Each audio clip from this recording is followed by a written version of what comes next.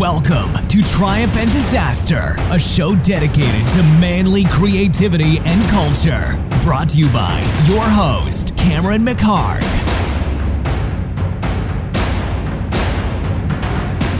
Hey guys, how you doing? It's Cameron McHarg, and we're back with another episode of Triumph and Disaster. This week's a little different in that I'm going to fly solo on this one for a little while. And I might do this once in a while. I don't think I'll do it often, but once in a while I'll do it whenever the wild hair hits, as it did with this one, where I'm going to talk just a little bit about creativity and about the discipline of it and what it is and writer's block and whatever that concept is, and just about the mindset that you can have by doing daily work and by whatever that may be. I don't give a shit if you're a woodworker, a photographer, a writer, whatever it may be. You know, I was thinking about a couple of the guests that I've had so far, like the actor Brian Larkin and then the comic book artist Tom Coker. Both of these guys work pretty much every day. Tom works he draws every day from like 6:30 in the morning till about 6 at night. Brian Larkin constantly works, even when he was in his in the worst time when he wasn't working very much professionally. He was just working on his own by himself.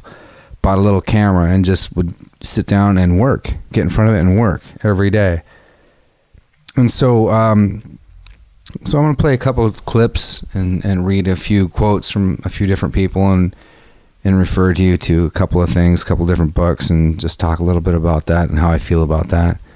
And so we'll start with this on writer's block. Get a lot written today? Yes. Hey, the weather forecast said it's going to snow tonight.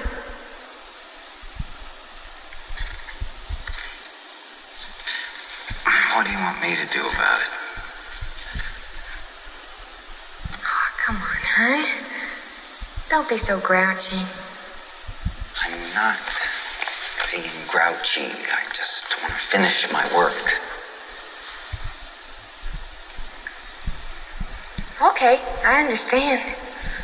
I'll come back later on with a couple of sandwiches for you, and maybe you'll let me read something then.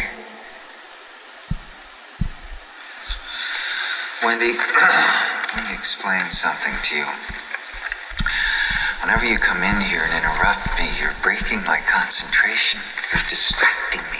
And it will then take me time to get back to where I was. Understand? Yeah? Fine. And we're going to make a new rule. Whenever I'm in here, you hear me typing. Whether you don't hear me typing, what the fuck you hear me doing in here, when I'm in here, that means that I am working. That means don't come in. How do you think you can handle that? Yeah. Fine. Why don't you start right now and get the fuck out of here? Okay.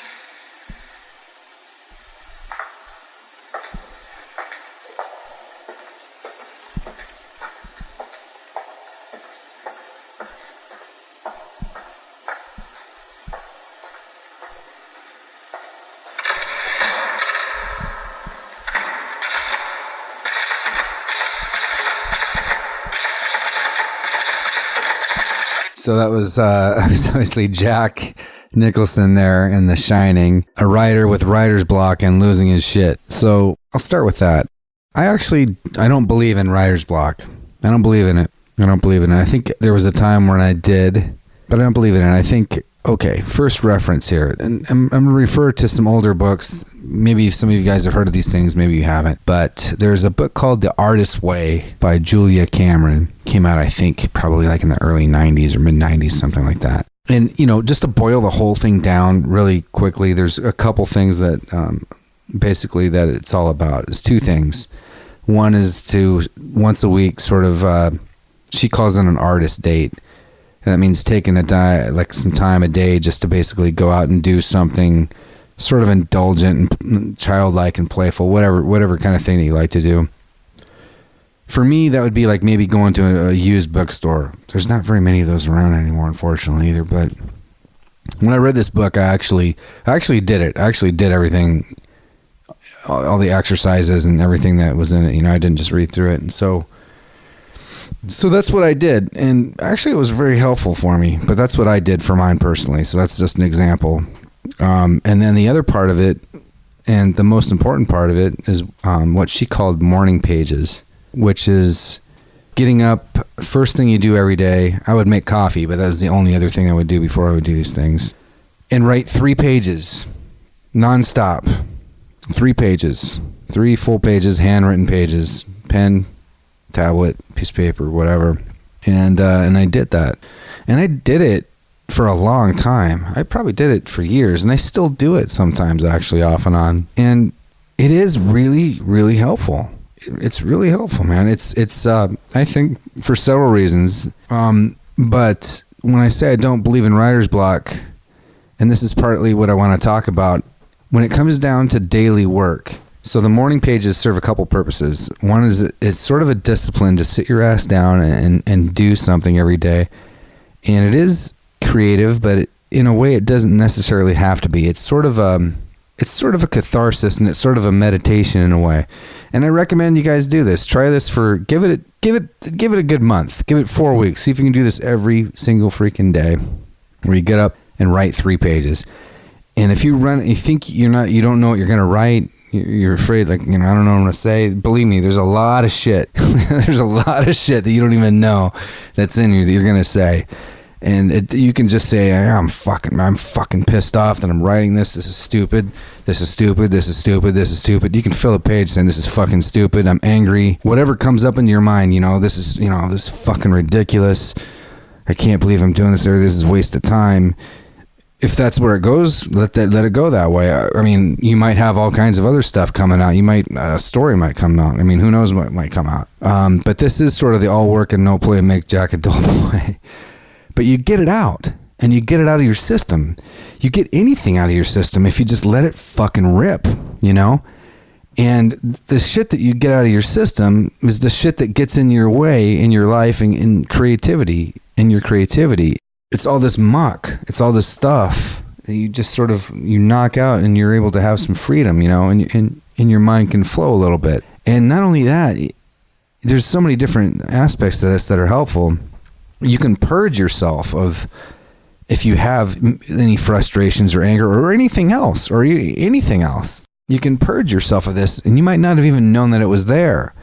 And you'll be surprised at the answers that you have already, that you know without even knowing it. You could be frustrated, for example. You can see, like, you know, as you're writing all this out as I'm speaking, you're writing this stuff, and you're saying, like, you know, I don't know, you know, how am I going to solve this? You know, what am I going to do with this? What's going to happen with this? And then without thinking, without censoring yourself, and this is the important part.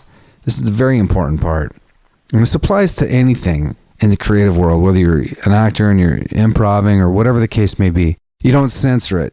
And no one else is going to see this stuff. So, you know, you're not really at risk, but you let the answers come. Let the answers come, and you'll be surprised at the wisdom in some of it. Really. So really give this a shot. Probably some of you may have heard of this already, and I'm going to refer to a couple other things that you may have heard of, but maybe some of you haven't. So I'm going to talk to you about that. So I don't believe in writer's block. I just don't. I think you can do this sort of technique, and it will free you up. And even if you don't accomplish anything, it is accomplishing something. Which brings me to another book and another guy who I admire very much. His name is Steven Pressfield. He's an author. He's authored a lot of books. Gates of Fire, which was basically about the Battle of Thermopylae, which is the whole 300 thing, the Spartans in Greece. He did this a long time before 300. And Michael Mann was actually slated to make that movie at some point, but that's just never happened. But anyway, he's written quite a few other novels. But maybe what he's most famous for is a book called The War of Art. Not The Art of War, The War of Art. And I've given this book away more than any other. I've probably given it away like at least a half a dozen times to half a dozen people. And it's become a little bit more popularized in the last few years. It's been around for a while, though. And it's essentially, it's about him. It's about what he calls resistance. It's about being a pro creatively in any creative endeavor, which to him means showing up every fucking day, showing up. And to him, that means literally putting on combat boots. He makes his coffee every day, and he puts combat boots on, sits down, and writes. And it's not about writing something genius necessarily. It's about the discipline of sitting the fuck down and doing it. He does it every day. And that's what he calls being a pro. And I agree with him. And, this is a guy who is a former Marine, and he kind of looks at it in sort of this classical kind of Greek stoic combative way in a sense. And it's not a self-help book that's in a gentle sort of lovey-dovey self-help way. It's hardcore. So I really recommend all of you guys to get this thing if you haven't already. It's been around for a while, but some people still haven't, it hasn't crossed their path. So it's called The War of Art by Stephen Pressfield. And, if you just Google Stephen Pressfield, he's been around quite a few interviews, and you can read a lot of his stuff. And I will actually read you a few quotes from The War of Art. He also has a book called Do the Work, which I really highly recommend you read as well. But War of Art is what really sums it all up. So a couple things from War of Art. These are quotes. So one quote is, "Are you paralyzed with fear? That's a good sign. Fear is good. Like self-doubt, fear is an indicator.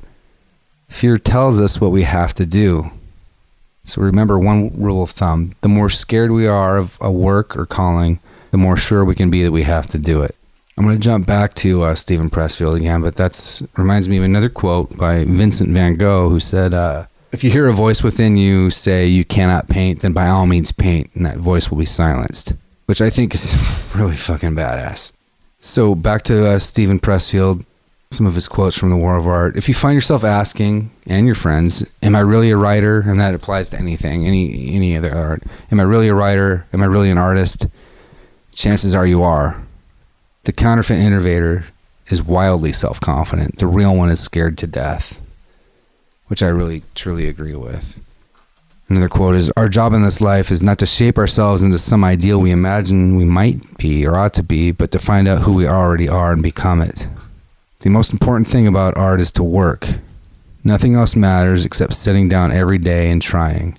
So you can see what I'm talking about here. And I believe in it. And I believe this is what this whole thing is all about. This is what I wanted to talk about today. And I need it for myself. I'm not talking from fucking high and mighty pedestal here. There was a time when I used to write a shit ton of poetry. And, obviously, this is not something that I was making a living on. I actually did publish a couple things back in the day, but I hardly made a time for it. But I did it for myself, I did it out of a need. And, I'm going to play something before I talk about this a little bit more. And this is a clip of Charles Bukowski talking about poetry and why he thought most poets and artists were sissies and why he writes poetry. So here's Charles Bukowski. Everybody was disgusted with poetry. When I was a kid, the poet is a sissy. The poet's nothing. And it was true. They are, a lot of them. Not meaning being a sissy. By sissy, I mean they're missing the point, Like guys are fighting in the schoolyard, and one guy gets a punch in the mouth, and you're watching this. Another guy gets his head pushed down in a fountain. He comes up with a mouthful of blood. These things are never explained, The realities were never explained. Everything was hidden in poetry. The reason I kept writing was not because I was so good, but because they were so damn bad. Yeah. So that says a lot. That says a lot for me. I actually, I was introduced to Bukowski in my early 20s by my acting teacher, who, by the way, was, this guy, I'm forever grateful to this guy. And I don't know if you've ever had a mentor or a teacher like this, but, he basically saved my life. I was so lost, and this guy took me under his wing he saw that I was committed and had a little bit of something, and he took me under his wing, and he basically gave me scholarships, and anyway, he really made me who I am today. I had no idea who I was. I remember him saying, you have to know yourself. You need to know yourself. And I just remember thinking, what do you mean know myself? I'm Cameron. What the fuck is he talking about? But he really brought that out of me. There was so much in me that I didn't know was there, and it was all because of him. But anyway, he introduced me to Bukowski, and it's funny. A lot of guys have like a phase where they run into this guy. Just the other day I was working with this guy on this commercial set, and he was talking about how when he was a kid, he was like 15.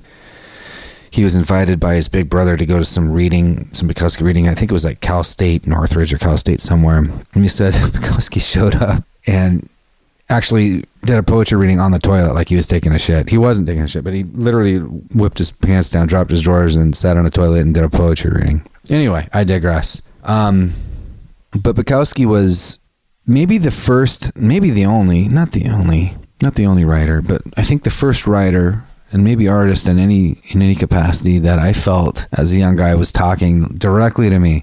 Hama and Rye was a novel that he wrote that really, really, really had an impact on me and struck me. And I ended up reading his stuff voraciously.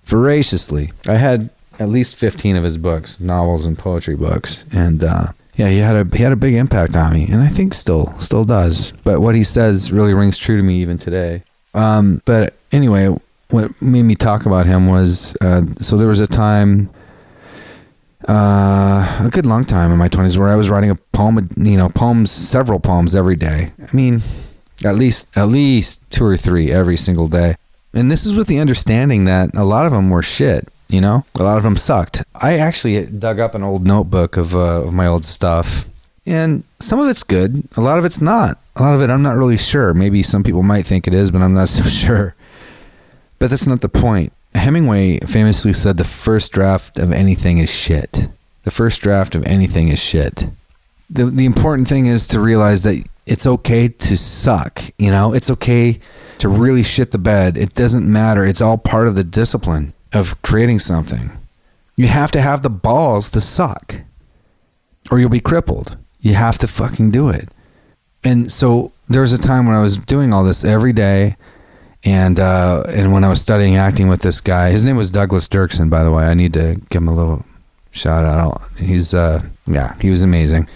Changed a lot of people's lives, actually. But there was a daily discipline in that too for me, where I was doing all these these exercises or whatever, and that would help bring out self-awareness or whatever. But every day, so I'd write these poems every day, and in the process of doing that, I began to kind of see the world a little differently. Everywhere I went, I became more observant of life. I was much more raw. I was much more of a raw nerve. Things affected me more, and everything burned brighter and harder. Everything I saw was a little more vibrant. Everything affected me more. I felt things a lot more. I would see stories in everything. And I do a lot of different things, and I don't mean professionally, but I'm a photographer. Not by trade, like I said, I'm not professional, but I do it a lot. And, in recent times, I do it, more and more rarely. And same thing with writing poetry. It's like I'm waiting